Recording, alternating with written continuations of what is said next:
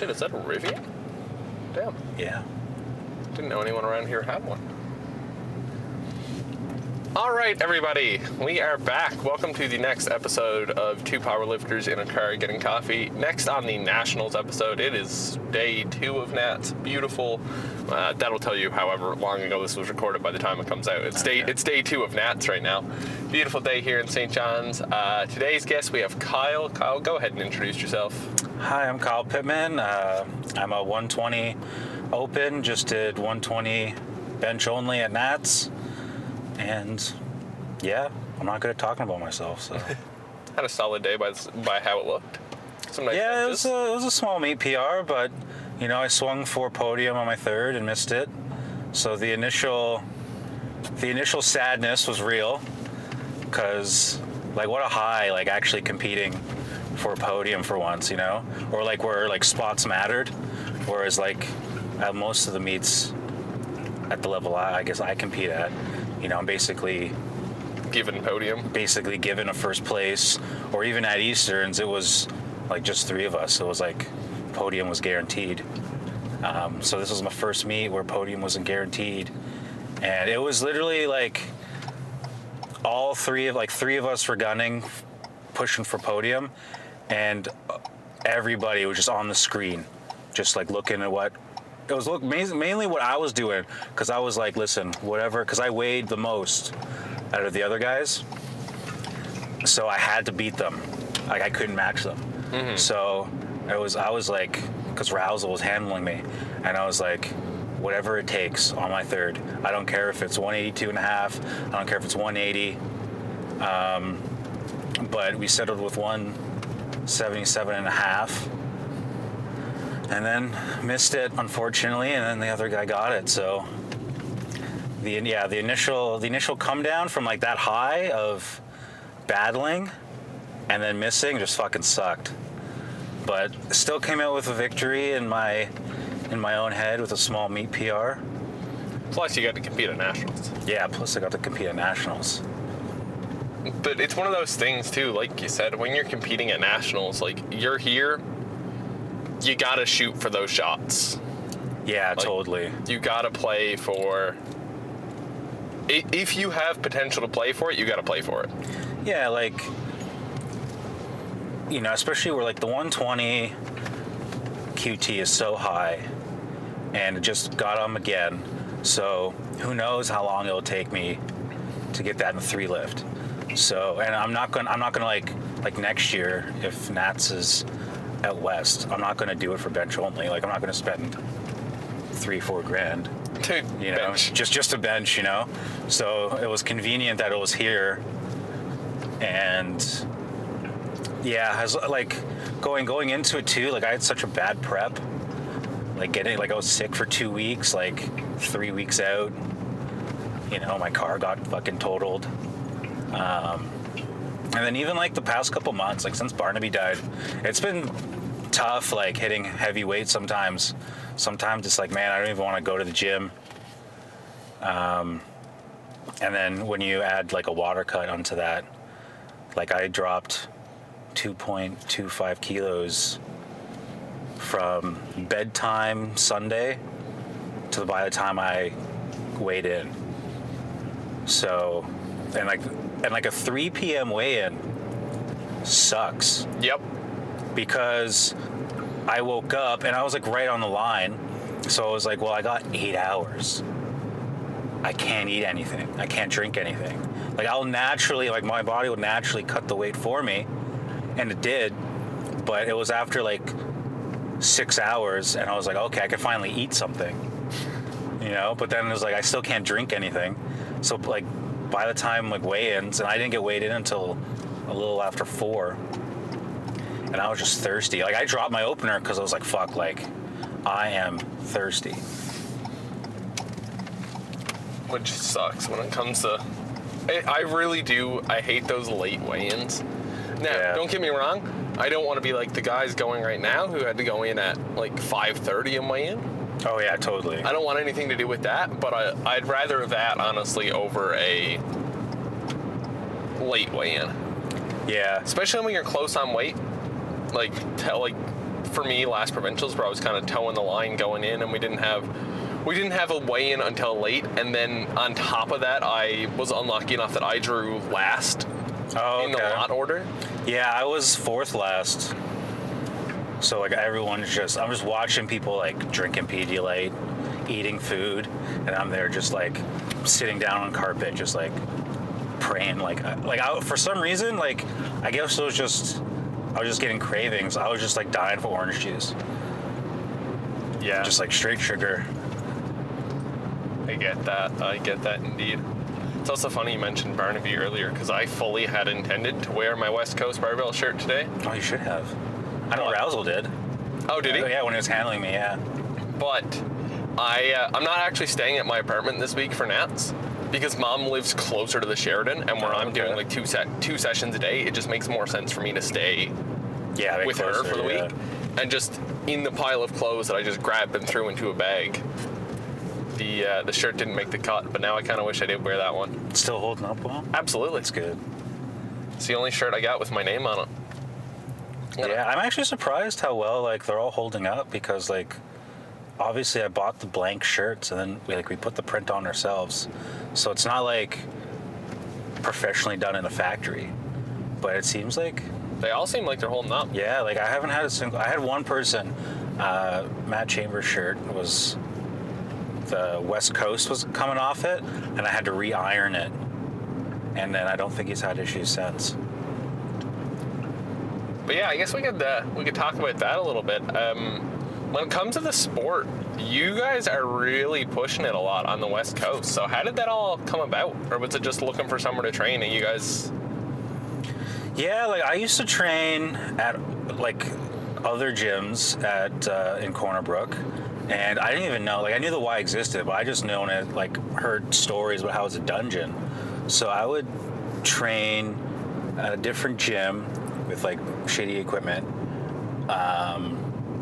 and it was like during COVID, and like when I moved to Ontario to here, I had to do like a 2-week quarantine. I couldn't leave my parents' house, so like, and like all the gyms were closed, so I blew up. I literally would, all I did was, because my dad had a big box of like bulk chocolate covered jubes and I would, and like we're in like the middle of nowhere, like we're up in St. Paul's, or they are at the time, and so and like internet speed like 1.3 megs down, like dog shit. But I remember it was like, I don't know, 2020, I would like be playing Apex and Barnaby has to go outside, so I'd walk down, grab a handful of chocolate covered jubes, let them out. On the way back up, handful of chocolate covered jubes, and like they're like the giant ones, right? And I would do that every day for 2 weeks. And then one time my mom was like, I want to see how much Barnaby weighs, but obviously you can't put him on a scale. So it was like weigh myself and then pick him up and then weigh us both. And yeah, I weighed myself and I was like, I think like 263, but like just pure fucking fat. Like, and like when I used to like do bodybuilding style training, we got the classic sirens. Nice. Health science is right here. But yeah, like when I did like bodybuilding style training, I like got down like 199, like being under 200 pounds, like my goal. But like when I was working in Ontario, my like natural body weight was like 230, and I wasn't working out anymore at the time. So when I was like 263, I was like, oh, I'm a fatty. Like, this is bad. And then like obviously picking up Barnaby, going on the scale, it just error coded. And I was like, well, that's great. And so yeah, because of that, the gyms were closed in the middle of nowhere up the coast. So I would literally take like the biggest log my dad had for firewood, and I would hold it and like do squats, or like be outside and like benching it basically. Wasn't really doing anything, but I was like, just in my mind, I was like, I'm outside not being a fatty. And then like the circle around St. Paul's is exactly a mile. So I remember one day I woke up, I ran the mile, and like sprinted as fast as I could, and I did it under 7 minutes. But like I was like fucking dead. I just fucking sprinted it. And then I tried getting into mountain biking, but I bought a cheap bike, and the shit fucking broke on me.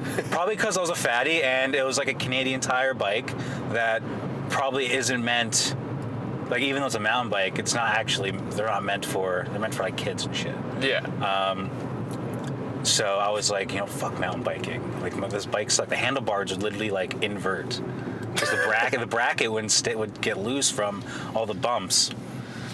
So when the gyms started opening again, I started working out, and I was like, man, I don't think I'm ever getting back to 200 pounds. So, and like my buddy Owen powerlifted, did a couple meets, and I was just like, I'm just gonna start powerlifting. I was like, and I was already doing like squat, bench, and deadlifting, like no belt or anything, just like my pink strong sleeves that I had for like 8 years at the time. And yeah, just going for it, and just started enjoying it. And then I started like searching up, like then I started finding about like Lucas and like Matt Kearney at the time, and yeah, I was just like inspired. And I was just training at the 24-hour gym.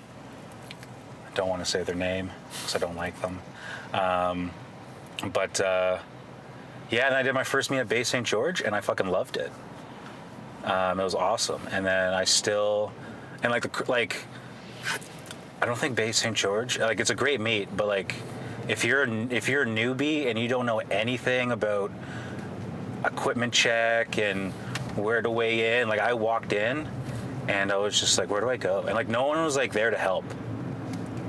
The only person that actually helped me was Lucas, and he was like doing the weigh-ins, and apparently I almost got his provincial reffing thing like canceled because I walked in on him weighing somebody in, and apparently it's a big no-no.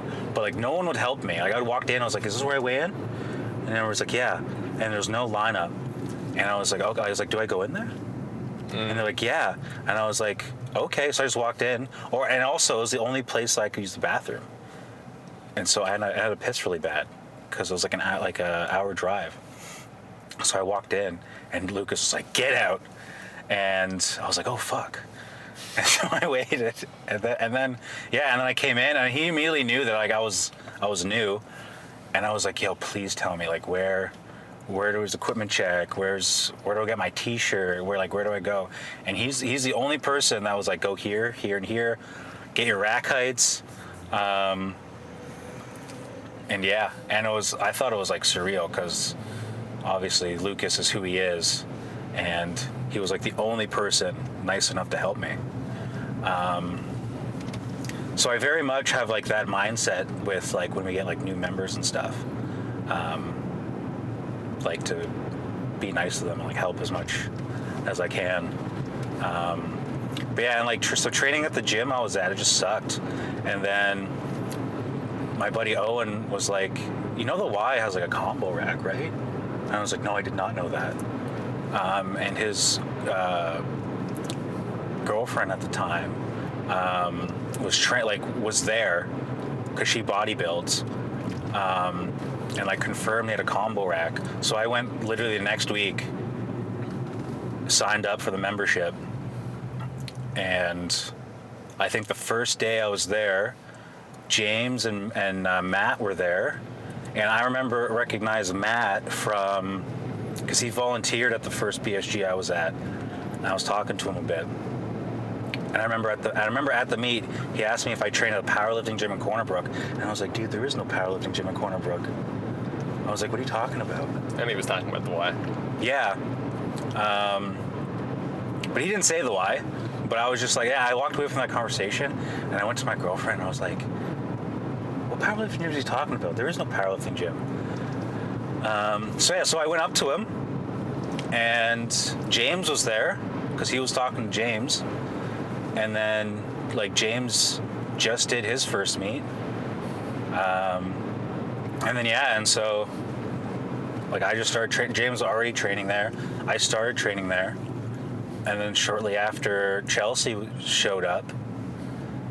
And then it was like, let's Oh, this car's fucked up. Oh, dude, the bumper's hanging off. The fender flare is in the other. Like, I want to pass him, but I don't want that fender flare to scratch my shit up. Yeah. Oh, the mirror's smashed to shit. God. Damn. Okay, It almost looks like my car. But yeah, so we just like made an effort to like train together. And then I always had the idea, like I always liked, I guess, like the group sessions that like IBW does and like Club U did. I always enjoyed that. And plus, like whenever I looked at powerlifting videos, like before I even knew what powerlifting was, like when I was a lot younger, I always watched like old Mark Bell videos. And then that's how I found out about like West Side Barbell. And then like just that old school shit. And I think it's also a little bit of how video was captured back in the day. It's like grainy and it's a little bit more nostalgia, but I loved it. So, you know, we're all doing like all did meets and stuff. And I think technically there's somewhere written that like at Provs, there's like team rewards for like clubs. I don't think they actually do it, but it's written somewhere. And I was like, yo, how sick would it be if we had a fucking team? Yeah. And we go up against other teams, you know? And then, yeah, the back room of the Y was like a literal dungeon. Like it was honestly, it was useless. It was just like where they like stuff stuff. And yeah, we like came together and asked if we could use the space. And like John at the Y, the manager, he's like a god. He was just like, yeah, this sounds awesome. And then they spent like $5,000 of their own money. And like they already had a combo rack. But they spent $5,000 of their own money buying 2 combos off Jeff Budd. And yeah, then they like sign up for $1,000 for like $13,000 with the sole purpose of buying powerlifting equipment. That's just sick because now you guys have all the kilos and they could use that money for anything else. Like there's so much improvements they can make in that in like the main area, right? Absolutely. But yeah, they sign up for the $1,000 with the intention of all the equipment, because when they sign up for the $1,000, they got to say what they're going to buy it for. And yeah, like I think it was like $13,000 or something that they bought all competition plates and like new benches and the whole works, and it's awesome. Trust me, I know all about gyms using their money to benefit everything but the powerlifters, because that strong arm we have at Rex is going to take Minor Kev's life one of these days. Yeah, he was telling me about it yesterday. It's come very close. Yeah, he was telling me about how he had an accident where he, like, it almost like... The squat? Yeah, like it almost went back on him and he stepped on the front plate. Yeah, I'm surprised I didn't end up with a broken nose out of that, because... Oh yeah, because he said he hit you in the face. Yeah, so when Kev hit... So what it was when you pull the pins out of the bench safeties to drop them down all the way, they can sway left and right still. Oh, okay. So it swayed outward. Kev came down with a squat, bumped it with the plates, stalled all of his momentum. So then I grabbed the bar, but Kev's in the bottom and it's 400 pounds and I don't have a good grip on it. So we're like, where to now? So when Kev rolled to bail out of it, the back of Kev's head just went straight into my nose. Fuck. I'm also gonna have to pull in up here and change out the SD card. I realize I'm still rocking the same SD card from Clifton's episode. Okay. I'm honored to share an SD card with Clifton. But yeah, and like obviously the Y also like anchored in all the racks for us too. So like we never have to worry, because before I was just putting 45 plates on the end, just to pray that it did something, just so like it wouldn't even just move re-racking. But yeah, and so basically when John said we can go back there, obviously we need a logo and stuff, and like Barnaby was my life. Like he's the only thing I've ever cared about. Like, I don't even consider like myself. I never like thinking back on it, like I wasn't even like a man. Like I had no emotions.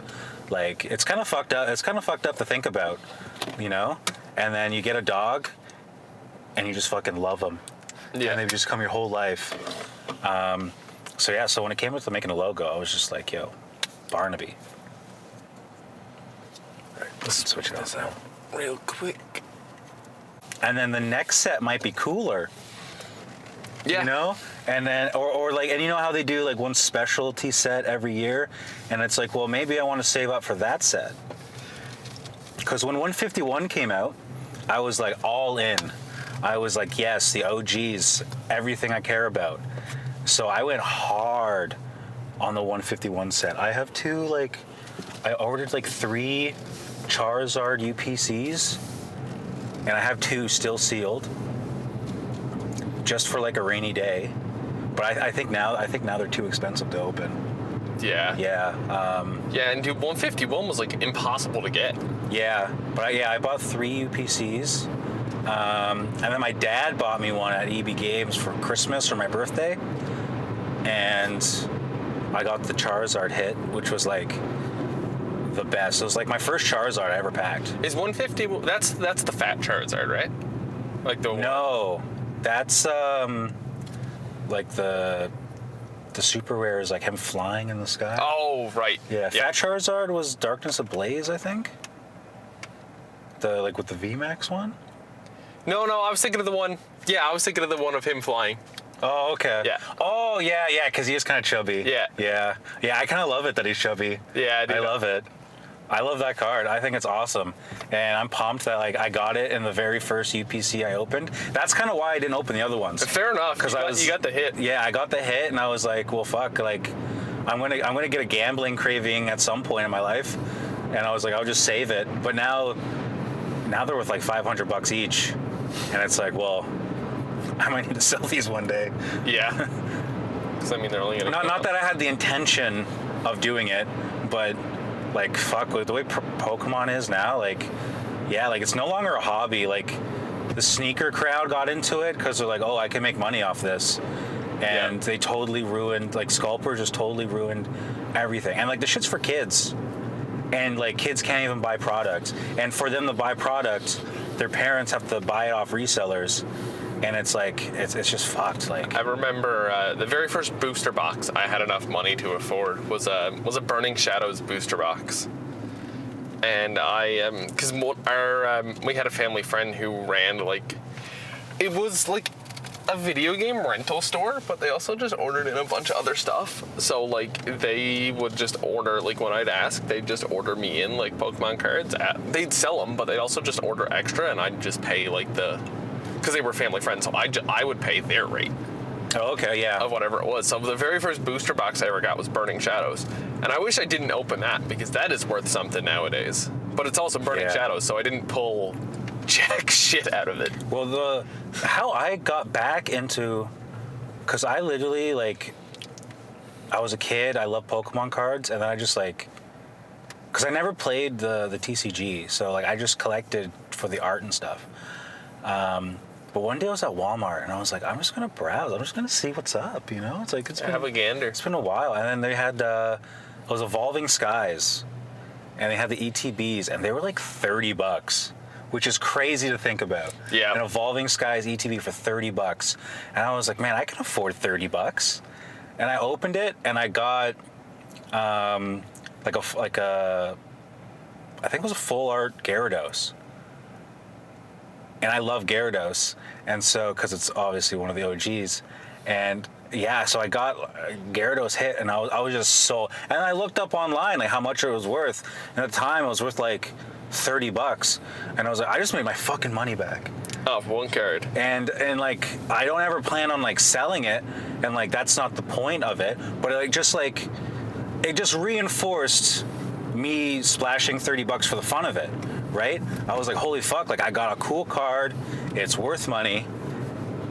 I was like, this is sick. I'm getting crazy deja vu right now talking about cards worth money. Because I don't know, you've seen the Lucas episode, right? Yeah. So you've heard my story of my shiny Cresselia card. Yeah. I was coming under this underpass when I told Lucas that story. Oh, okay. So for anyone who didn't watch that podcast episode, seeing as how we're on the topic of Pokemon cards, I don't even remember what set it was part of. But it was like an all gold card. It was a shiny Cresselia. When I pulled it, it was worth $300 US. Damn.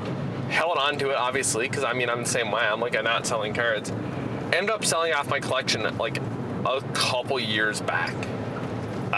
Just because of some shit with an X, so on and so forth. Looked up its value, $15 Canadian. Oh. And I was like, man, that card plummeted. Yeah. So that's usually what happens, like in a new set. Like no one knows the rarity or. Yeah. Well, also it's all FOMO, right? So like if like that Charizard I pulled, I don't know how much it's worth now. Like definitely a couple $100. But like when it was first out, you can get that shit on eBay for like $5,000. You know, and people would buy it. Yeah. Because people are fucking crazy. Yeah, dude. Some cards are just. But like after a while, all the prices tank. So like if you got a mad like gambling addiction, you're gonna spend that $5,000 right away because you can't resist it. But if you have some like leniency, you know, you can get a card that seems unattainable, and then later it might be $50 or $15. You know, like that card, I guarantee you, when that first came out, someone paid over $1,000 for it. Absolutely. And then now, if it's $15, like say you really wanted it when it came out, well now you can just buy it for $15. Well, that's kind of where I'm too. Like, I would really like the new, not new, it's last set now, but the Cynthia's Garchomp illustration rare. Yeah. But I'm just kind of waiting for the value to go down, and then I'll just grab it. That's how I feel about the Team Rocket set. The Team Rocket set was impossible to buy because obviously it's anything to do with the older gens just gets sculpted to hell. But yeah, like the Team Rocket set was sick. Couldn't find anything about it, and I wasn't paying hundreds of dollars for a booster box. So, I mean, I haven't checked prices for cards in a long time. If it's not in my like portfolio on the app, like I don't know the value of it. So I'm sure the prices have tanked. I could probably just buy singles pretty cheap, but like especially like the printing of Pokemon cards now is at an all-time high. Like, there should be no reason cards should be extinct and so expensive. Yeah, it doesn't make sense that stuff is as hard to get as it is. Yeah. Should probably ask, because we're far enough into the episode, where are we going for coffee? Oh, shit. What's closest? Ideally, I would prefer McDonald's coffee, but like we can just go whatever's closest. Dude, there's literally a McDonald's like down the road. Awesome. On our way back to the card shop, actually, there's a McDonald's. Oh, awesome. Cool. So yeah, I don't know actually now if we got options. I feel like kind of want to get the new set if it's out in English, but if not, I'm thinking I might pick up a Destined Rivals now. Oh, okay. Maybe I'll pull that Garchomp for myself. It's funny, I have a couple Cosmic Eclipse boosters just hanging around, just because just the booster alone I think goes for like $30 because it has man, I don't remember what the drop is, but it's got like one of the heavy hitters in it. I don't know if it's like a Fat Snorlax or an Evolution or something, but it's got a big card, so the booster pack alone is like $30. So I opened it I got it out of you know those Pokeballs you can buy? Yeah. It came in one of those. And I was like, wow, well, this is worth more than the whole thing. And so I keep that for a rainy day. Yeah, I bought one of those once, when me and my girlfriend were together. Or like since me and my girlfriend have been together, we were up Costco one night and she was like pointing them out to me and I was like, you know what, I'll take the hit. And it was like the 3-pack of Pokeballs. And each one of them had an Evolving Skies in it. Oh, wow. I didn't pack shit. Yeah. But it was Evolving Skies. I was like, I think that's the thing with Evolving Skies too. Like the hits were amazing, but they were rare. Like, most Evolving Sky packs were empty. Yeah. Like, again, it wasn't to the point Burning Shadows was. Because, like, Burning Shadows was... Yeah, Burning Shadows was before I got into it. But I'm sure you've heard, like... Yeah. Pat is on... Last I watched, Pat was on pack, like, 800 of Chasing the Charizard, and he'd only pulled one Rainbow Rare. Oh, damn. So, like, it's... The hit rates in that set are bad. Yeah, it was the Rainbow Rare Gyarados from Evolving Skies that I packed. Oh, okay. And that's what I was like, yo, this is sick. I was like, they never made Pokemon cards like these. And the thing with Pokemon cards now is, like, the art is undefeated. Like, oh my God, some sets definitely kind of suck, but like when a set is good, it's like, this shit's amazing. I mean, like, dude, Moonbryon. Yeah, like you can't tell me that, like, without the context of a card, like, that's not fucking beautiful art. Exactly. You know, like, some of the full arts are genuinely amazing, especially when some cards line up with others. Like in 151, the Charmander is like looking up like in a canyon, and then like there's like then the Charmeleon is like above him, like climbing the rocks or whatever, and then they're both looking up at the Charizard, the fat Charizard, flying in the sky. And if you line them up, it's like a single image. And it's like, you can't tell me that this is not, like, even if you just take away, like, oh, it's Pokemon, it's a kid's game, the art is just fucking beautiful. Speaking of Charmander, too, that's another single I want to get my hands on at one point. I know we've talked about this on Instagram before. I want to get my hands on the Angry Charmander. The one where he's in the window. Oh, I think I have a couple. I have the Pokemon Center one, and I have the regular one. I absolutely love the art of that card and just how big of a joke it is. Apparently, it's also been referenced now in Pokopia. Oh, really? At one point, he's like staring out a Pokemon Center window looking like... Also, don't know if you've seen some of the stuff on that game, like some of the just complete out of context. Yeah, it's like totally wild. Bubbles. Like it's funny. There's one point where Bulbasaur's like, man, this looks like a comfy bed. And Ditto just turns and looks at him and goes, this is a workbench. I seen one, it was like a Magikarp, and I was like, yo, bro, I can't get there. What do you want for a coffee? I'll get a large double-double, please. How the fuck did I always pick the wrong window? Hi, go ahead with your order. Hi, can I get a large double-double and a large coffee, 2 milk, 2 sweetener?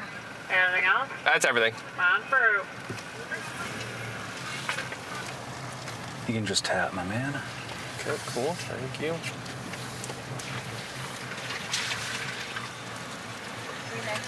That's debit. Trust me, dude, the wind started picking up the second my hand was out the window, and I was like, oh, God damn it. Yeah, just lose my only credit card. Yeah, I'm one of those people, I pay everything with credit card. I just pay it off and later. Just pay it off, yeah. My girlfriend's like that. I need to be like that, and I'm just not. Well, in my eyes, like, if something ever happens, it's the bank's money. The bank will get their money back. They're not going to care about what's in my debit account. And plus, obviously, if you pay it off, like, you know, you boost your credit and stuff. Yeah. Although when you buy a house, it tanks your credit a bit. Yeah. That's coming soon enough. Yeah, that was the one thing. Like, I had my credit score like 800s. Bought a house, tanked to 600, and I was just like, you know what? I don't care. I got everything I need now. So, like, my credit doesn't matter. But You need spray? No. Okay, there you are. Have a good one. Thank you. Thank you. And then got said, all right, everything's paid off. I'm good. And then wrote a car off. Yeah, well, that was 3 years later that happened. But honestly, it's kind of a blessing. I was going to scrap it because they had transmission issues. Maybe I shouldn't say this in case someone from the city sees it. But yeah, I think I'm hoping it's a blessing in disguise. I'll sway you. And if you work for the city of Corner Brook, fuck you and don't watch this. While we're on the topic of Pokemon, where the since now obviously you said obviously West Coast Barbell comes from I'm assuming West Side Barbell is what? I don't know. James came up with the name. I honestly wasn't a huge fan of the name. Really? I think it's like just generic. Like I understand it because we're on the West Coast. It just sounds a little too generic. There's nothing like. I don't feel like it like represents us. Or like, or maybe I just felt like it didn't represent me, right? Because it's like, you know, it's like the logo is definitely purely me. Yeah. Right? So when they said West Coast Barbell, I was cool with it. Like I had no issues with the name, but just like out of an emotional viewpoint, right? Where you know the logo is just all Barnaby, and that's like my inspiration for everything. So West Coast Barbell, it just seems so generic, and it was just like blasé in my mind. But you know, it's a democracy, right? So fair enough. And you know, it's not. I do a lot for the club and like to start it up and stuff, but like it's not my club. I don't really like it when people say it like that. Like I guess on one hand it's nice to like, you know, my hard work and money is recognized, but like I'm not like an owner operator or anything like that, because I mean some people like don't even know I'm even part of it, but there's some people that there's definitely some people that will like diminish the hard work and money that like, you know, me and my loved ones put into it, and so like that sucks. But then there's also some people that like really like gas me up about it, and it's like at the same time it's just like, well, it's not just all me. Like other people do a lot of great things for us too, you know. So like that's why like when they were cool with West Coast Barbell, I was just like, yeah, like I've never like said I wasn't a fan of it. I was just like, yeah, like if you guys are cool with it, I got no issues. Because I know for the longest time I thought it was always James who handled the Instagram for the longest time till I can't remember. You messaged me one day. Yeah, I think from the. I feel like a lot of people just assume James just because he does post the most. He's also our strongest lifter, so like when you correlate that, I just think people assume that like James like runs it, and there's really nothing to run, but yeah, like I made the Instagram and I gave the logins to James and Chelsea if they wanted to ever do anything, and it's mostly me, but like James is on it often and like posts a lot. So are you also the one who does all the like pictures and posts and stuff like pre-nationals? I did those, yeah. James started it, like he did those like interview videos For provincials, yeah, for provincials. Yeah, he did that, and they were great. So like for Easterns, I was like really inspired, something like that. I think I'm a little too socially awkward to like interview people. So I was, and plus at the time I was seeing like similar like athlete promo posts, like from other clubs or like internationally and stuff. And I was like, I would love that for us. Like I want that. Let's do it for Easterns, me, James, and Chelsea. So I actually asked, and like I don't know anything about editing. I'm very much like an ideas man, but like when it comes to like editing software and shit, I don't know. It's weird because I can I build multiple computers. You tell me about software To do something on the computer? Yeah. Like I have a $2,000 computer. I just play RuneScape on it, right? Like that sums up me. So and like Olena is getting a degree in graphical arts, I think. So I was like, hey, like, could you do this? Or at the very least, could you teach me how to do it? Right? And I think she was just like, it was probably just easier for her to do it than to teach me. So for Eastern, she did it. The national ones, I just did it like a week out with the help of AI. Although not as easy as it sounds, because some AI sucks compared to others, and you have to like be very specific in your language. Because they will like alter your face and stuff. And like it would just like, yeah, like some of the photos I was putting up, like my face was just like, I was like, this isn't even me. So with all of that, though, and obviously the whole West Coast thing, that covers one half of the name. How'd you settle on the Instagram name? Because I know for a while there you were bouncing between a bunch of different handles. Like my personal one? Yeah. Yeah, well, like at the time I was so obsessed with solo leveling. I'm not a huge anime guy. Like I've watched like anime growing up, but then like anime is really hard for me to watch. Like because it's such an investment. I feel like I have to actually watch it. I can't ADHD multitask my way out of it. I have to actually watch it. But something about solo leveling I watched, and it hooked me in really hard. It was like everything I love about anime without all the fillers or the bullshit. Yeah, I get that. Like I tried watching 7 Deadly Sins, and I was like, oh my god, plot armor. Like every episode, it's like the whole first season of 7 Deadly Sins. It's you meet a deadly sin. They're supposed to be badass. They get their ass kicked the whole episode, and then literally towards the end, the new character is like, why are you letting him beat you up? You know you can just beat them up. And then Meliodas will be like, oh yeah, you're right. And then he just beats them. And I'm just like, this is stupid. Like at least for like what I like, people love it, right? But at least for what I like, I like people throwing hands, and there's no bullshit. Like it's like Dragon Ball is one of those things. It's like I love it because, you know, like I love Vegeta. He throws hands. He has great speeches. He has no bullshit. Partly why I don't like fucking Goku is he fucks around for like 7 episodes. And dude's dead for half the series anyway. Yeah. But something about solo leveling, because like the main character, like he just throws hands. He doesn't fuck around. He just gets stronger, and it's very like high paced. No plot armor, considering the dude dies in the first episode. Yeah, right?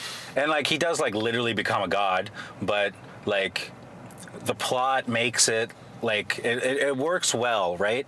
In the scheme of the plot. But he doesn't fuck around at all.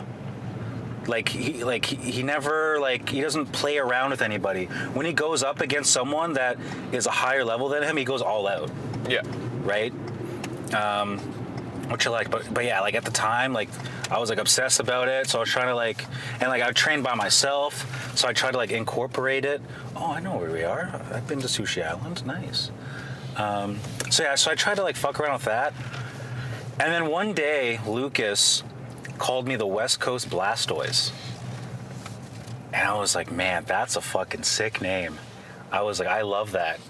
Can't tell if they're open or not. Card shops are always weird. Is that that's the open Signs door, flashing. Right? Yeah. But Lucas called me the West Coast Blastoise, and I was like, man, that's a great handle.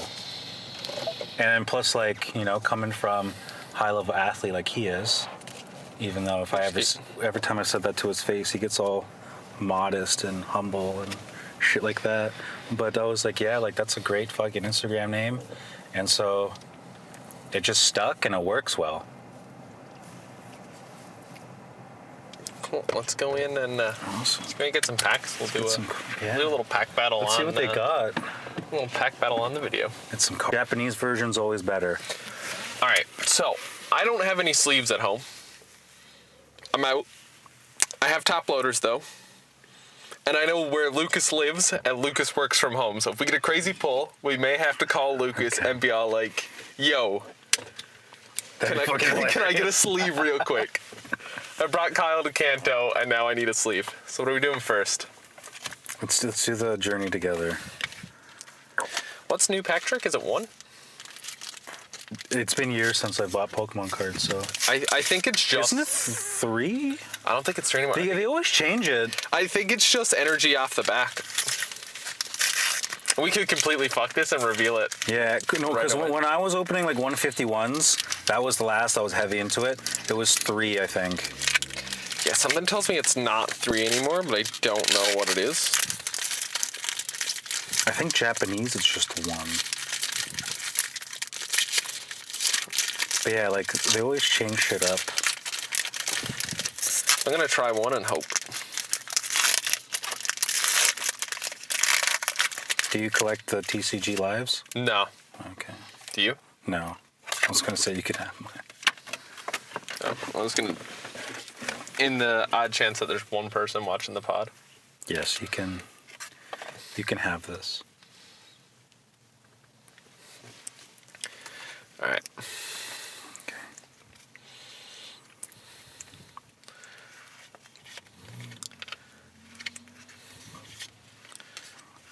That's a cute Wingull. G, Voltorb, Metapod, Virizion. Hops, Dubwool. Got a hollow Ooh, Metagross. I got a Clefairy. Oh shit! Nice. At least pulled an EX. Hell yeah. I don't know. I can't see as a glare. Can they see it? Yeah, I can see Hell it. yeah, dude. That's awesome. Damn, that was kind of ass luck, not gonna lie. Hell yeah. Car pack luck. Maybe you'll win out on the Japanese one. Yeah, maybe I will.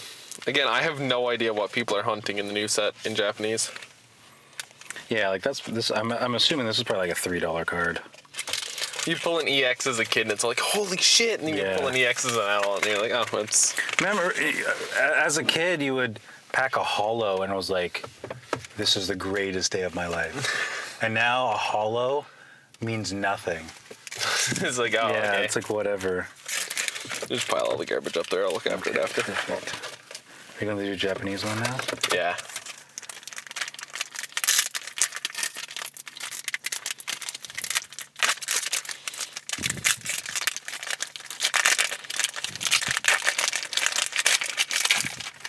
You say it's one to the front for Japanese?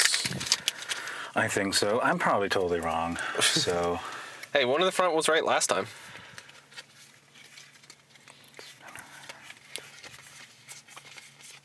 Oh, shit. oh fuck, nice. Okay. My holo is an energy. That's rough. This is my holo. This is worthless. God damn. BRB. That's a nice Gotta looking go card, look this though. one up real quick. Yeah. I don't even know the name of the new set in English. Pokemon TCG new set. Mega Evolution? It is not. Is it Mega Evolutions? It says Mega at the front of it. Find out what this was worth. Yeah, that's my current portfolio. And it doesn't have all my cards in it. Shit. Yeah. I need to get an app that does that. What app's that? It's called Collector, but there's no... It's Collector without an E at the end. So it's like Collect R. Mega Dream Japanese? Yeah, like that fat Charizard is basically worth the same as the whole UPC. $670. It's crazy, dude. Nile Zero is the name of the new set.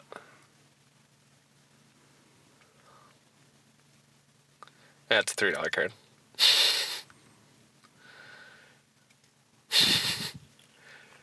It's funny how even an art rare sometimes is just $3. $1.39. So I win. Yep. Unless your hollow energy is worth... We spent $20 for $1.39. Hell yeah. I love Pokemon. That's why gambling addicts love it. Because it's like, oh, well, now I gotta hit another pack to Yeah. make my money. I mean, you'll literally spend 10 grand just to get a $100 card. Yeah. Yeah, by the time you get a card that's worth a couple $1,000s, you're more than that in. Yeah. I just use it as a little treat every now and then. That's my Pokemon card fill now for the next while. At least we both got something. Yeah. Dude, that'd be awful. Bring you out here, invite you on my podcast. Yeah. I pull jack shit and you pull like a $1,000 card. Or if I was just thinking if we both got nothing, but I mean, what a win for me. Be on Lenny's podcast and get a $1,000 card. Best day ever. Okay, relax. Drive 11 hours hoping and praying nothing happens to that card. Yeah. Oh yeah, I'd be knocking on Lucas's door. Hold you to gunpoint. Drive me there. I need everything. I need a sleeve, I need a top loader. Take all your cards out of your binder. Give me the binder. Give me the binder. You can get it next time you're out this way. No, that's just where I'm leaving it.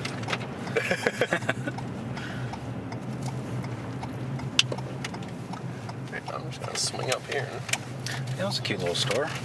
It was. It's the first time I've ever been in there. I don't need the main entrance. Where are you taking me? I'm not going to Stingray. Since he's never been to Newfoundland, I brought Clifton to see Signal Hill yesterday. Oh, okay. But it sucks because it was Signal Hill and it's fucking foggy as always. But like today would have been a beautiful day. Also, like this time of year, it looks so ugly because of all the salt hills. Yeah, as you can see. Mm-hmm. Yeah, because we got buried. I'm sure you guys got hit just as bad. Who was talking to you? No, I don't think we got like 80 centimeters like you guys got. Yeah, Paradise, where I live, I think we hit over the week. It was 140. That's disgusting. Snowmageddon was 90 something. So does the city just like close down? Like, do people like not go to work? No, they didn't declare a state of emergency or anything. Oh. A bunch of businesses were closed. Like, I worked from home for like 2 days. Because I had no choice but to work from home. Snow clearing where I live sucks. Everyone's cars are like covered in snow, right? Yeah, and even then, like, it was like 8 p.m. that day before our plow got hit once. So I was like, I can't go to work. I have a Bronco, but it ain't a fucking monster truck. Yeah, you don't drive a monster truck. Also, like, it ain't worth it. Yeah.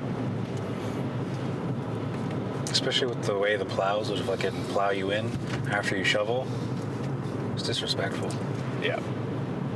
Yeah, my... Obviously, I have a bone to pick with city plows, but... Bro has beef. He has a bias. Yeah. That reminds me, though, I do... now that I have that, I should really pick up some sleeves. You know, I actually got so much traction about, like, my posts. Like, I had so many people reach... I had people, like... I guess because people were sharing it, people were, like... had photos of my car that they were sending me, being like, I saw this happen. And I'm like, I was like, wow. And they're all like, yeah, like, fuck city plows. And I was like, thank you. Yeah, that's a shitty run of luck, though, dude. Yeah. To bring it back into powerlifting a little bit, because I feel like this is a repeat of the Dryden episode where it just became a fucking Pokemon podcast. Just going on tangents. Yeah. Powerlifting hot take. Give me one.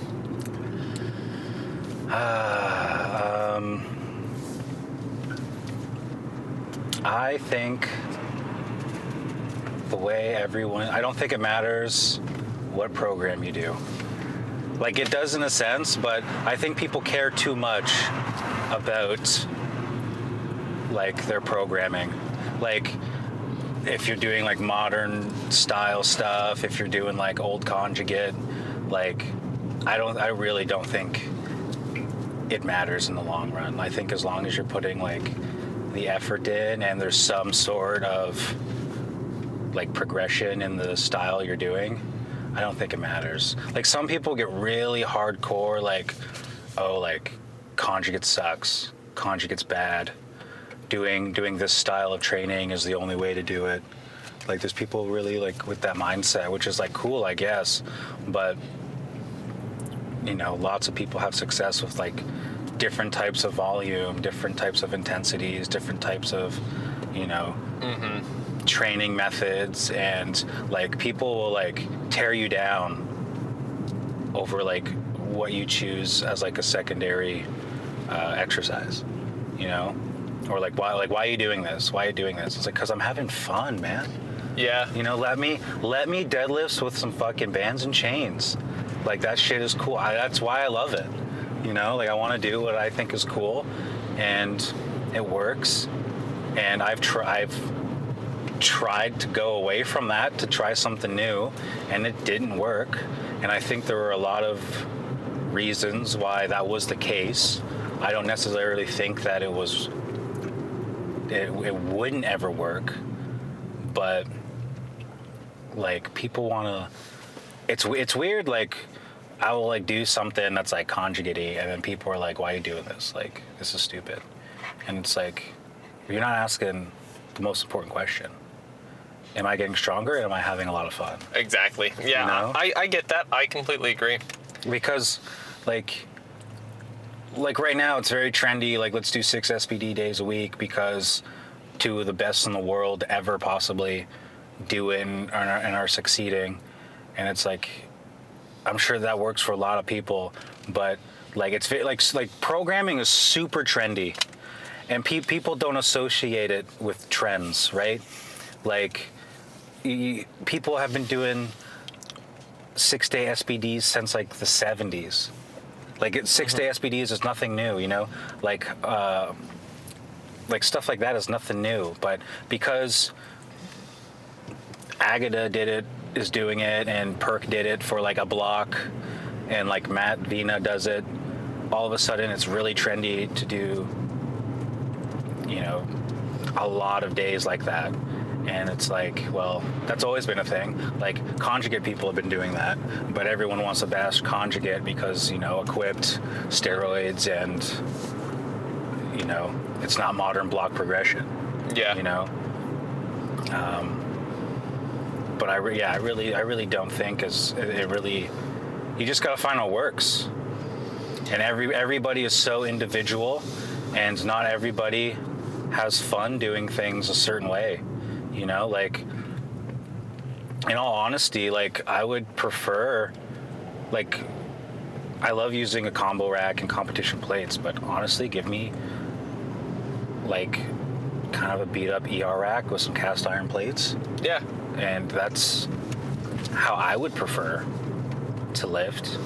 The reason why that I think that commercial gyms are so shitty, it's because like you just have like a weightlifting bar that's like a pseudo deadlift bar, right? And there's no grip on it, and like literally like they have a set of 45s that they would have to, with permanent marker, put H on it because it was actually 46 pounds instead of 45.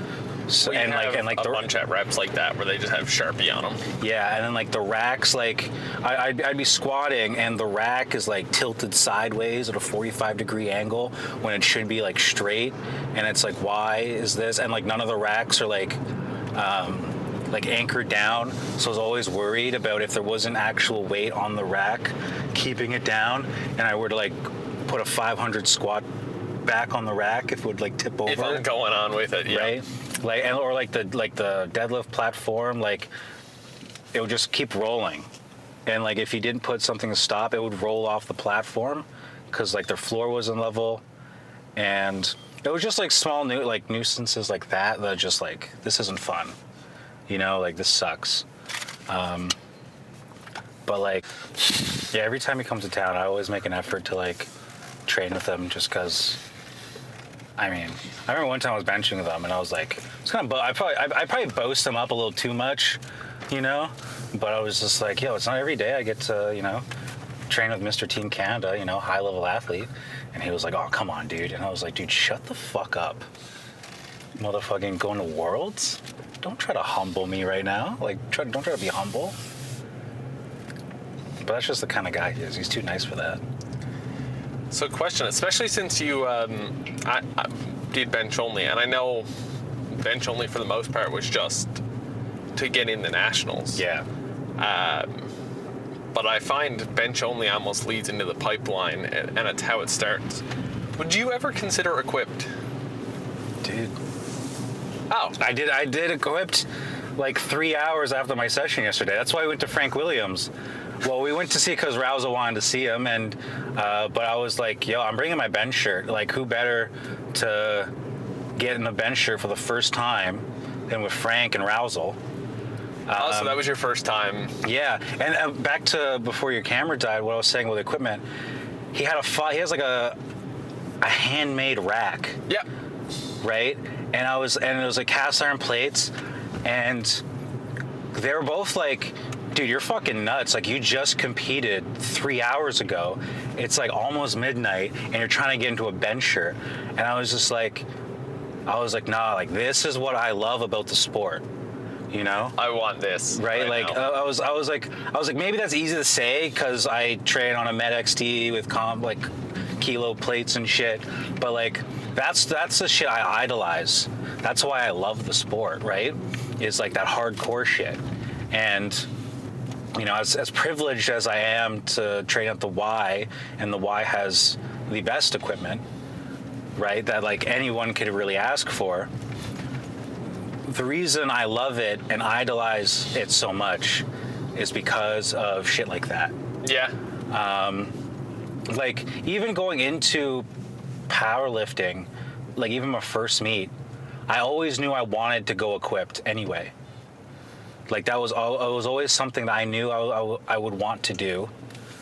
It was just the cost, because the equipment's expensive, and like it's like a totally different skill, right?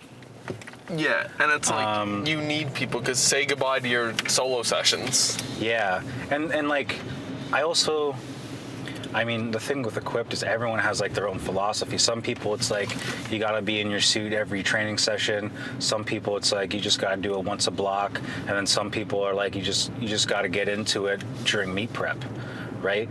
Like Westside Barbell, they trained raw 11 months of the year, and then for their meet prep is when they would actually finally get into a shirt, right? Everyone's totally different. And then to some people on the other end of the spectrum, it's like you gotta get in a shirt every day. Yeah. You know?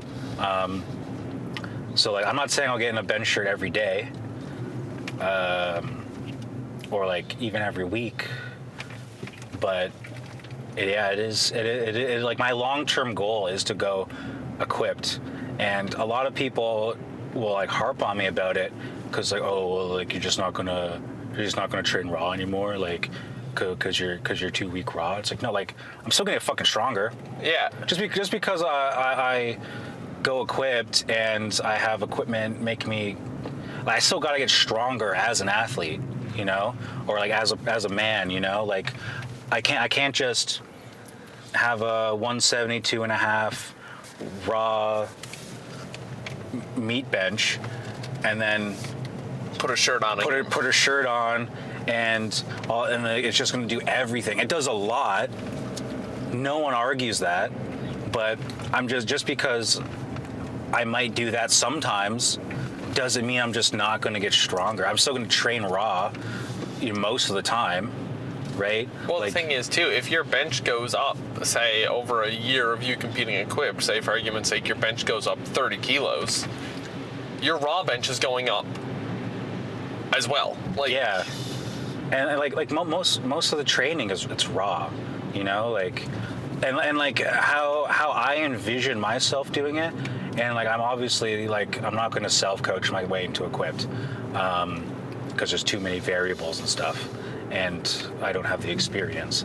But like, I don't envision myself, you know, every bench session in a bench shirt. Are you currently self-coached? Yeah. Did not know that. Yeah, I take a... Oh, I think he's got a yield. By the looks of it. Oh, yeah, this part of the city's a nightmare. But yeah, I take inspirations from a lot of people. I try to gather as much knowledge as I can. You know, I ask a lot of questions. I feel like I kind of annoy some of the guys sometimes, asking questions. even like equipped questions, I'll like message Steve, and then at some points I feel like I'm messaging him too much. But yeah, like I definitely have like the mindset that like every single person is individual, and like every piece of advice may or may not work. But you know, if I take a piece of advice and it doesn't work for me, that doesn't mean it might not work for someone else. Like I know like some people will ask me for advice, and I'll be like, oh, here's a piece of advice. It does, and I'll always specify like it doesn't work for me, but it might work for you. And then they'll do it, and then it helps them. Yeah. You know, so I try to gather as much info from like different styles of training. Like I'm not married to any. I do consider myself like I train conjugate style, but like my meet prep was very much not conjugate at all, right? And even like my recent blocks, I wouldn't say are very conjugate-y, but you know, maybe in the intensity and the methods that I do things are very much conjugate. But I try to take inspirations from like everybody, and I always ask questions. Yeah, and that's honestly just the way to be, is just taking in information from every which source you can. Yeah, because I've noticed that some people, a lot of people talk in absolutes. Like, it's this way, this is how it's done.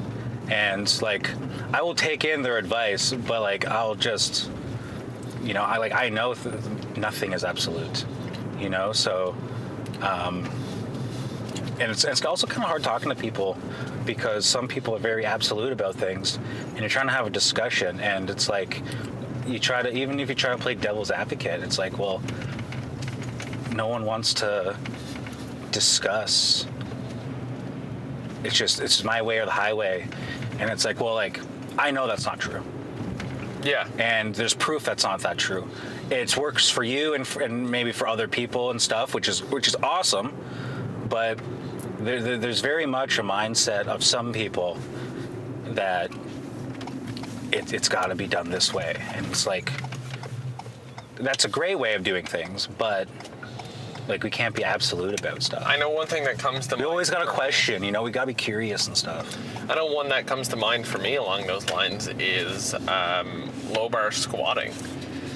Like, I'm not somebody who low bars. Like, I do more of like a mid bar, and a lot of people would say that what I consider my low bar is still high for many, many people. But when I did try like an extreme low bar, like again, I say extreme low bar, but more so just a typical low bar, I pretty much got bodied in the squats and got destroyed and tore up about it. I know there's sometimes I see Steve saying he's doing like a low bar squat, and I'm like, man, that looks high bar to me. Like, it could just be the angle and stuff, but like when I look at his videos, I'm like, man, that looks high bar. But like, you know, it's different for everybody. Yeah. Everybody's anatomy is different. Everybody's low bar is different, and again, there are some people who just don't low bar and are stronger for it. Yeah. Anyway, I'm dropping you off here. Okay, nice. I love it. It's a great home, it looks like. But yeah, and I think that's something a lot of people get wrapped up in powerlifting, is powerlifting is not at all a one-size-fits-all thing. Yeah. And some people really try and make it that way. And it's like you said earlier, it comes down to like the programming. People love to be like, you have to do this, you have to do that. Yeah. You have to do this accessory, you have to do... That's partly why that I never like got a coach fully, because and obviously, like, when I do get a coach, it's going to be for someone as like a certain, like, I'm probably going to go with someone more conjugate, because I want someone to reinforce my love of the sport. Mm-hmm. I want someone to coach me and to give me programming and to reinforce what I love, right? So obviously that plays into it. But like, I've talked, I had like calls with coaches, and it's like, well, tell me like your training methods and stuff like that. And not once do I hear, we got to find out what you're all about. Like, we got to, like, you as an individual. Mm-hmm. Like, I never hear anything. And like, there's a lot of coaches that do. And, you know, for those guys, I follow them on Instagram and I love their content. But like when I talk to a coach, I want to hear about how they're gonna find out what's gonna work best for me. Yeah. You know what I mean? And obviously every coach says that they do that, but realistically it's how can I work you individually into my method? Yeah. You know, where really it's how can my coaching raise you individually as an athlete? Like what works for you? You know, whereas what works for you in my programming? Yeah. You know what I mean? So I think that's up till now has really steered me away from coaching or from getting a coach. But now I think I'm at a place where I definitely feel like I want to invest in a coach just because like my last 2 meet preps were dog shit. And it wasn't necessarily like a programming issue. Like you can't control like when you can't control if you get the flu 3 weeks out. You know, you can't control like the stress from dealing with insurance in the city and stuff. You can't control if you get a little nagging injury. Like there's a lot of things you just can't control. But I do think that dealing with all that stuff and still having to plan out my blocks and stuff, I think I'm just getting tired of. I think I'm ready to rely on somebody else. You're tired of it all being on you. Yeah, because I do like reviewing my own shit, and because all the coaches that I have had or like previously talked to and asked for like form reviews, I've never been like critiqued on my form. Like they've all been like, you got a good base work, like we really don't need to change anything. And I think it's because like, I'm so hypercritical on my own videos, you know? And I mean, which is always great, because like that's like the fear is like you get a coach and they're like, oh, like everything's fucked. Yeah. You know? Or like one person tells you you're good and then someone else like, oh yeah, you're fucked. Thankfully I haven't had that. I'm sure some people watch my shit and they're like, oh, this dude's garbage, but yeah, I think I'm just ready, you know, just to rely on somebody else and be a little less stressed, because you know being an adult's fucking hard. When it comes to powerlifting and rules and stuff, 2 questions regarding powerlifting rules. First off, what do you think's going to happen in August? As a fellow stiff sleeve enjoyer. Yo, if they actually ban stiff sleeves, I'm not going SBD, yo. Like, I'm part of the conspiracy. I think SBD is like trying to make a monopoly, 100%. Like they kind of proved it with the whole ban thing and the instant like unbanning after the influx of people buying SBD stuff, and like before or immediately after the ban, SBD's reaching out to all their athletes to promote the code. Let me set the record straight. I'm only wearing this because I have to volunteer for spotting and loading. Yeah. And I'm very much a guy, like I don't like when someone's like, oh, like this is the best stuff, I'm very much like, oh, I'm always I'm a go the opposite way, right? And it's kind of like with going equipped. Everyone's like super katana or nothing. It's not worth if you're not getting a super katana. And it's like, well, fuck you. I don't want to now. It's like, well, yeah, it's like, one, I can't like buy a super katana very easily, whereas like I can get a Rage X off Inner Strength for free because I got a gift card. So like that helps, right? Like I don't have to spend $300 on a bench shirt. But it's also like, why do I need a super katana? And like I'm talking to Razzle about it, and he was just like, yo, like the super katana now is like crazy fucked compared to like equipped back in the day. He was like, even a Rage X, he was like, it's totally different. Yeah, I'm very much like, I kind of like, I like prefer to, like if you tell me like a show is amazing, I'm not going to watch the show. You know, I just don't like being told what to do or how I should do things. Like, let me find out on my own. Like, if I use a Rage X and it's like, okay, things are going good, and then I get into a Super Katana and it's like 1,000 times better. Well, it's like, well, then that's a different story. I come up against it. I made the decision myself, you know, or I was able to learn the difference. But like, if you're just like Super Katana or bust, it's not worth going equipped if you don't have a Super Katana. And it's like, well, I don't want to do it then. Yeah. You know, like, you're saying that I can't do what I want to do and what I want to love if I don't do it your way, you know? And like, who says I can't bench 600 one days with a Rage X? Yeah. You know, like, that would be sick. It'd be, I mean, to be fair, it'd be sick to do it with 500 pounds. But like, just like long term, like, why are you trying to devalue my intro to a sport, you know, just because I don't get a Super Katana? Yeah, just because I don't conform to. Yeah, so it's the same with like, it's the same with like stiff sleeves. I like stiff sleeves. I feel like I tried, like I bought SBDs because I had to go to Easterns and I thought stiff sleeves were banned. I immediately got into those SBD sleeves and I was like, I don't even feel these are better than my 10-year-old pink strong sleeves. Like, feel-wise, you know? Like, I just feel like with stiff sleeves, with my leverages, it just feels right, you know? And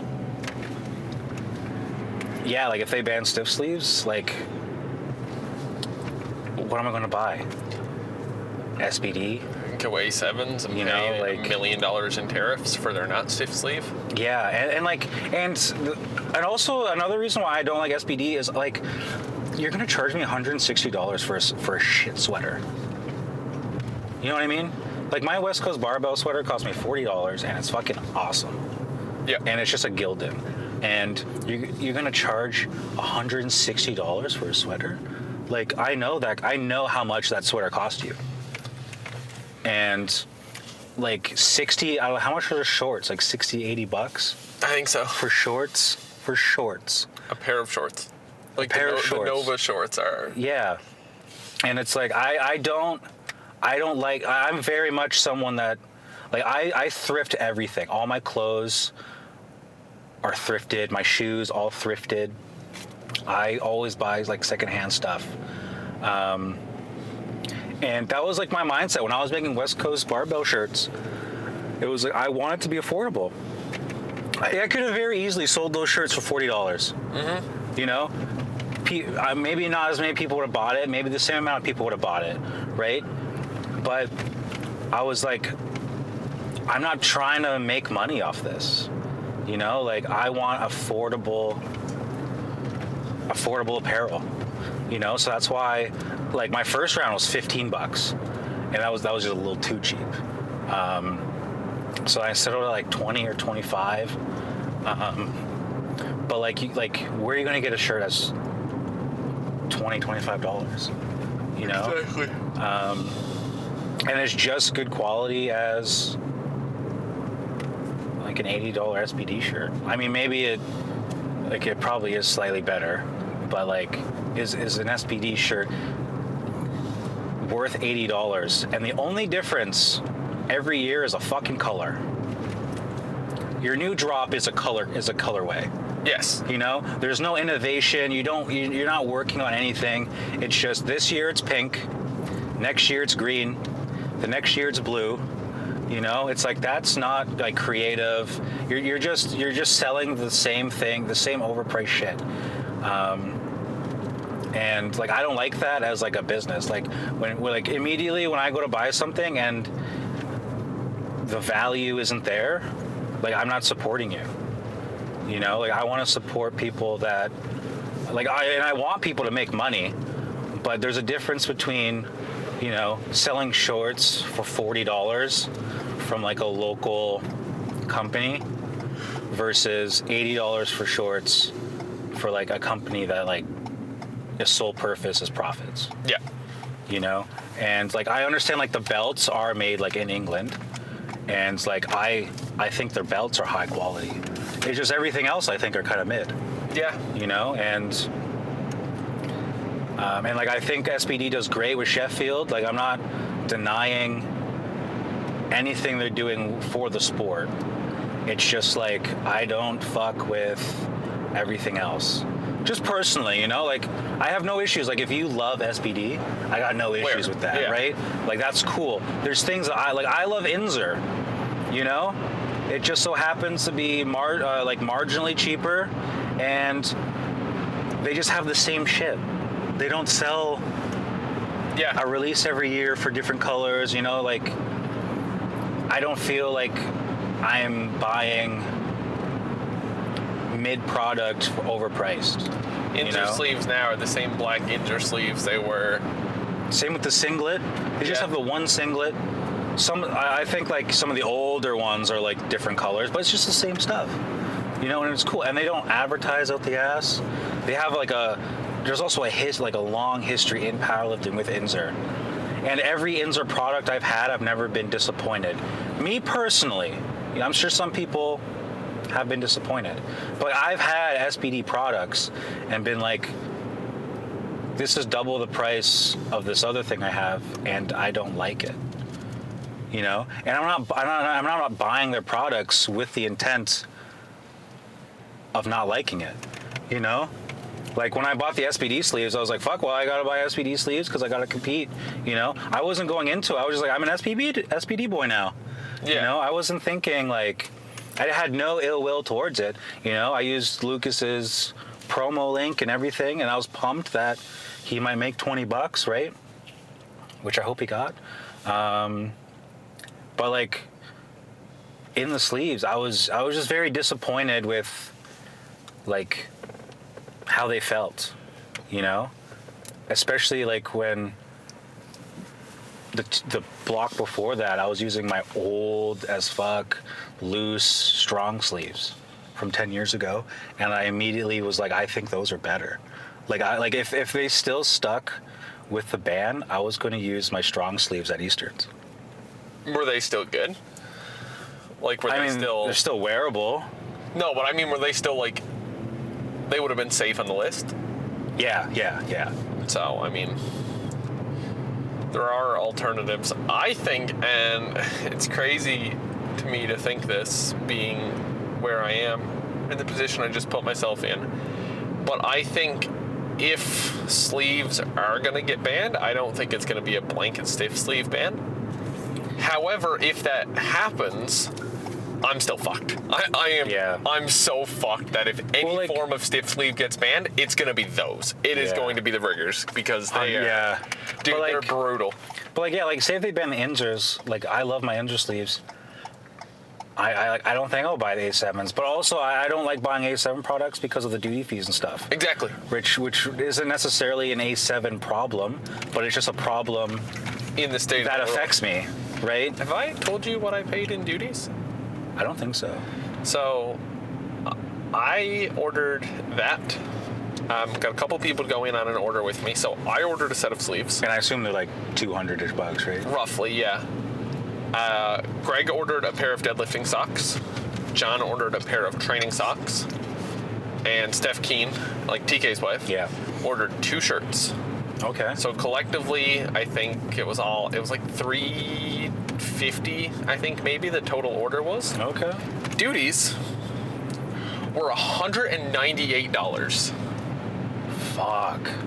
That's exactly, like, that's why, like, that's why when I bought sleeves, I did go with SBD, because I was like, I can't go A7. Order them from Ray and Ryan. Yeah, I was like, financially, like, I was like, I can't do it, you know? But yeah, and it's also kind of partially like pushing me why I might go equipped too, is because like I like my stiff sleeves, and I have no issue saying that, you know, like, I mean, that's exactly what YOLO said when the whole stiff sleeve ban happened. He goes, it's completely fine for him because he'll continue to train Yeah. in his inzers Yeah, because it doesn't matter on meet day because he's going to wrap. But yeah, like I like training with stiff sleeves. It feels more comfortable, more natural. Does it give me a pop out of the hole?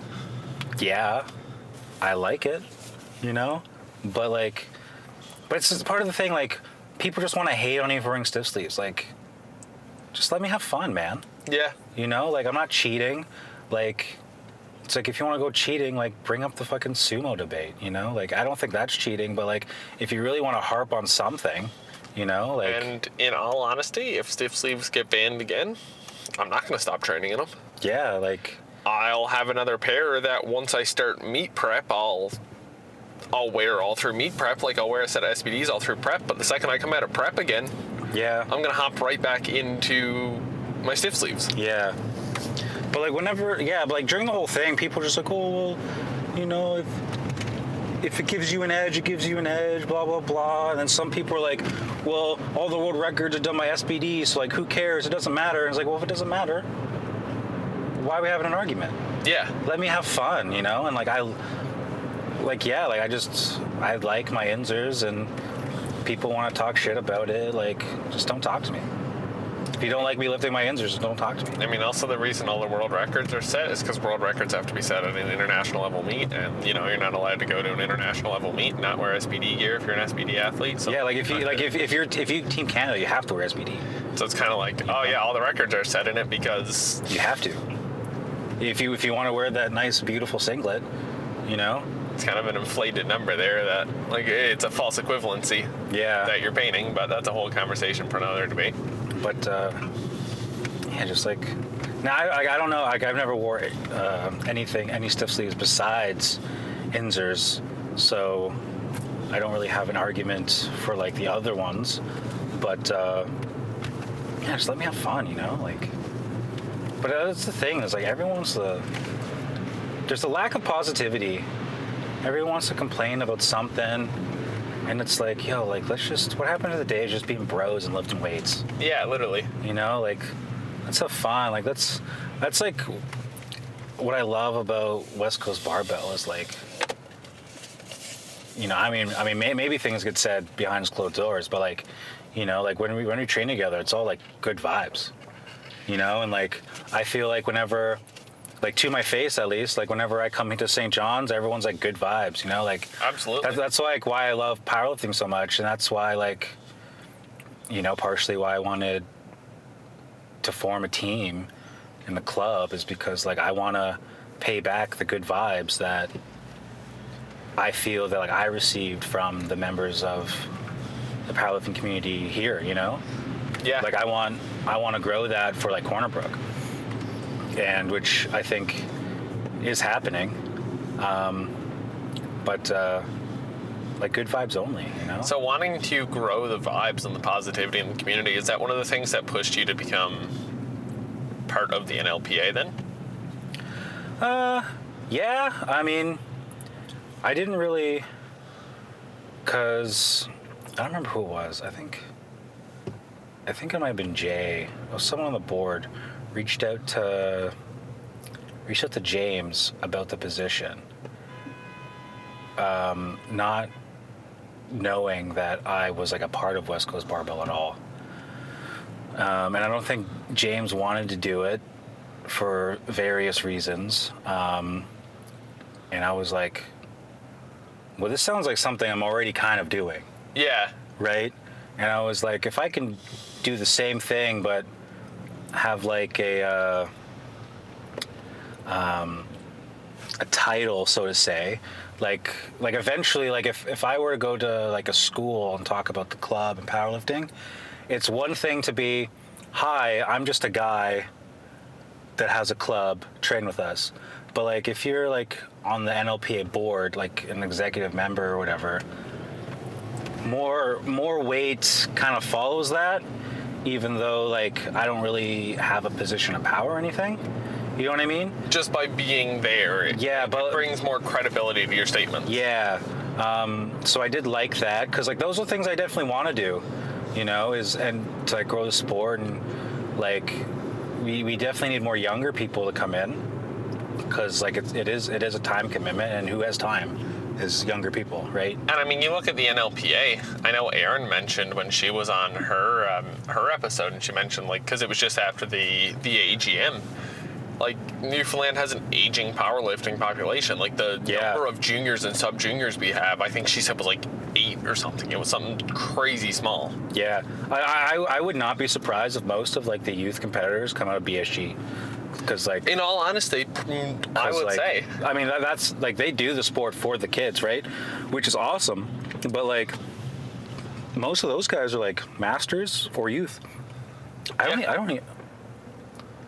Ambulance just trying to... Wow, dude. Damn, okay. Serve and protect, huh? I don't know if... I'm sure they do have some open members, but like... vast majority. Realistically, it's youth members, and then like the masters just do it to like... do it with the youth. Yeah. You know, like a lot of those guys and gals are... half of them are straight up just like volunteers because like their kids do it. Yeah. You know, and so they help out because they want their kids to continue, right? Which is like, it's awesome. Like when I helped out at the meet, like because I did the like setup day, and I was at the gym and I was just like listening to them all talk, and I was like, wow, like this is a good crowd, you know? And I feel like they, at least in like my perspective, I don't think they get enough credit for that. If you could change a rule, and this is a fun one to bring up now, especially post IPF 2026 rules. If you could change a rule, any rule at all in the book, what are you changing? Let me wear elbow sleeves. Let me protect my elbows a bit. Yeah, okay. You know, like... Try this again. Okay. Yeah, so... Yeah, elbow... Like, people like to say that, like, knee sleeves give minimal protection, like pounds to your squat. So like the same could be said about elbow sleeves. Like everyone cares about their knees, but like if your elbows are fucked, that's just as, you know, it's like the same old debate. Like, would you rather lose an arm or a leg? You know.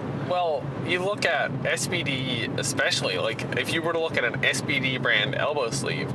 And they say SBD knee sleeves give you no benefit.